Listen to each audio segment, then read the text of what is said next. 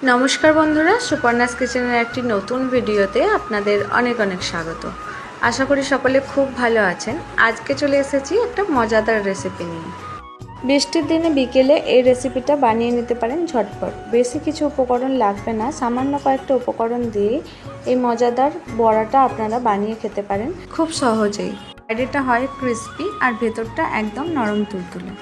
চলুন তাহলে দেরি না করে আজকের রেসিপিতে যাওয়া যাক। আজকে আমি বানাতে চলেছি আমের বড়া। চলুন দেখে নেওয়া যাক তার জন্য আমাদের কী কী উপকরণ লাগছে। আর যদি আমার চ্যানেলে নতুন বন্ধু হয়ে থাকেন চ্যানেলটি সাবস্ক্রাইব করে পাশে থাকার অনুরোধ রইল। চলুন তাহলে শুরু করা যাক। আমের বড়া বানানোর জন্য সবার প্রথমে এখানে লাগছে দুটো পাকা আম। আমি এখানে একটা মিক্সিং জার নিয়ে নিয়েছি, এর মধ্যে আমগুলোর টুকরোগুলোকে কেটে দিয়ে দিচ্ছি। আমের টুকরোগুলোকে দিয়ে এর মধ্যে দিয়ে দিতে হবে পরিমাণ মতো চিনি। আমি এখানে 5 থেকে 6 চামচ মতো চিনি ব্যবহার করেছি। মিষ্টিটা অবশ্যই আমের উপর নির্ভর করছে। এবার এগুলোর একটা মিহি পেস্ট বানিয়ে নিতে হবে।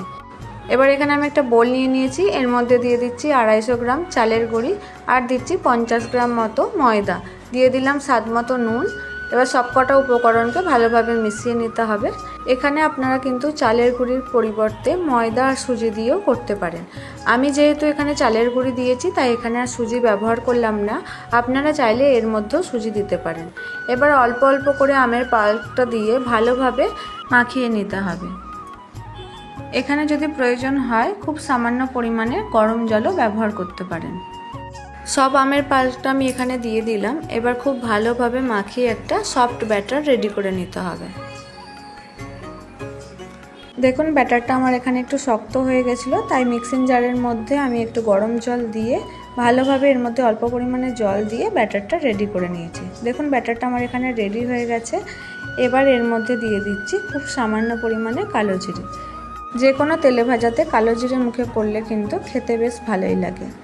কালো জিরেটা দিয়ে আবারও একবার ভালোভাবে ফেটে নিতে হবে। এইভাবে 5 থেকে 6 বার ভালোভাবে ফেটে নিলেই একদম ব্যাটারটা খুব ভালোভাবে রেডি হয়ে যাবে। যদি হাতে সময় থাকে ব্যাটারটাকে 10 থেকে 15 মিনিট এইভাবেই রেখে দিন, আর যদি সময় না থাকে ডাইরেক্টও ভেজে নিতে পারেন। এখানে দেখুন আমি গ্যাসটা জ্বেলে দিয়েছি, এর মধ্যে কড়াইটা বসিয়ে দিলাম। কড়াইটা গরম হয়ে গেলে এর মধ্যে দিয়ে দিচ্ছি পরিমাণ মতো রিফাইন্ড অয়েল। এবার তেলটা গরম হয়ে গেলে এর মধ্যে অল্প অল্প ব্যাটার নিয়ে বড়ার শেপে দিয়ে দিতে হবে।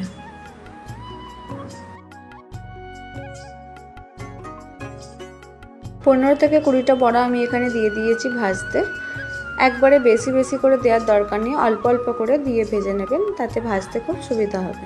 2 থেকে 3 মিনিট পর মিডিয়াম হিটে রাখার পরে আমি একটা ছান্তার সাহায্যে বড়াগুলোকে আস্তে আস্তে উল্টে দিচ্ছি।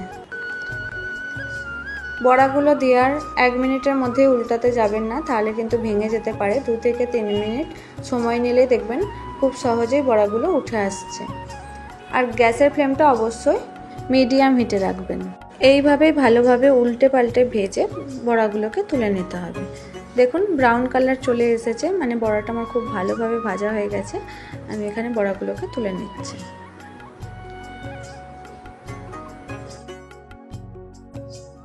আবার ওই একইভাবে প্রত্যেকটা বড়াকে আমি এখানে দিয়ে দিচ্ছি, দিয়ে ওই একইভাবে তুলে নিতে হবে। এখানেও কিন্তু গ্যাসের ফ্লেমটাকে আমি মিডিয়াম হিটে রেখেছি, একদম হাই হিটে রাখবেন না, তাহলে বড়াগুলো জ্বলে যেতে পারে আর ভেতরটাও ভালোভাবে সেদ্ধ হবে না।